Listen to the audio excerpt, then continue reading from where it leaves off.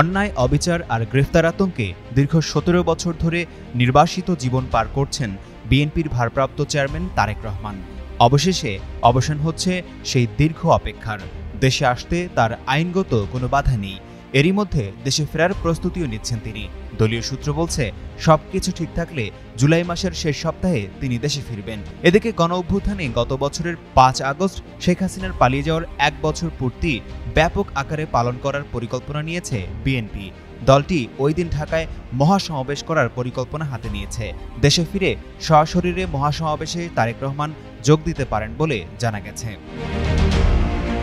দলীয় সূত্রে জানা গেছে, তারেক রহমানের সঙ্গে থাকবেন সহধর্মিণী ডাক্তার জুবাইদা রহমান ও তাদের একমাত্র সন্তান ব্যারিস্টার জায়মা রহমান। তারা সরাসরি লন্ডন থেকে সিলেট হয়ে ঢাকার হযরত শাহজালাল বিমানবন্দরে নামবেন।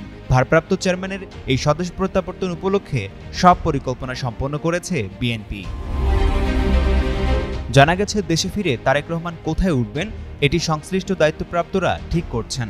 গুলশান ২ এভিনিউ রোডের ১৯৬ নম্বর ডুপ্লেক্স বাড়িটি তারেক রহমানের জন্য প্রস্তুত করা হচ্ছে। তবে সেখানে তিনি থাকবেন কিনা তা নিশ্চিত নয়। দলীয় সূত্রে আরও জানা যায়, তারেক রহমানের নিরাপত্তার বিষয়টি সর্বোচ্চ অগ্রাধিকার দেওয়া হচ্ছে। এ ব্যাপারে সরকারের কাছে বিশেষ নিরাপত্তা চাইবে বিএনপি। পাশাপাশি চেয়ারপারসনের নিজস্ব যে নিরাপত্তা বাহিনী সিএসএফ রয়েছে তারা সার্বক্ষণিক থাকবে বলে জানা গেছে।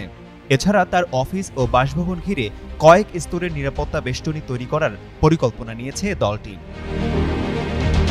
তারেক রহমানের দেশে ফেরা নিয়ে বিএনপির স্থায়ী কমিটির সদস্য গয়েশ্বর চন্দ্র রায় গণমাধ্যমে বলেন, তারেক রহমান কবে ফিরবেন সেই সিদ্ধান্ত তিনি নেবেন। এটি আগাম বলা যাবে না, তবে তার দেশে আসার আগে বড় সারপ্রাইজ থাকবে। বিএনপির যুগ্ম মহাসচিব শহীদ উদ্দিন চৌধুরী এনি গণমাধ্যমকে জানান, ৫ আগস্টের পর তারেক রহমান চাইলে দেশে আসতে পারতেন না, কারণ এদিকে বাংলাদেশ ও লন্ডনে কিছু আইনি বাধা ছিল। বর্তমানে তিনি সব বাধা থেকে মুক্ত। এখন তাকে অভ্যর্থনা জানানোর জন্য প্রস্তুতির সময়। তিনি শিগগিরই দেশে ফিরে আসবেন। ১/১১ জরুরি সরকারের সময় ২০০৭ সালের ৭ মার্চ তারেক রহমানকে গ্রেফতার করা হয়। ২০০৮ সালের ৩ সেপ্টেম্বর জামিনে মুক্তি পেয়ে ১১ সেপ্টেম্বর চিকিৎসার জন্য সপরিবারে লন্ডন যান তিনি। তখন থেকেই সেখানে অবস্থান করছেন তারেক রহমান। এসব তথ্য তুলে ধরে একটি প্রতিবেদন প্রকাশ করেছে দৈনিক আমার দেশ। আশিকুর রহমান, যুগান্তর নিউজ।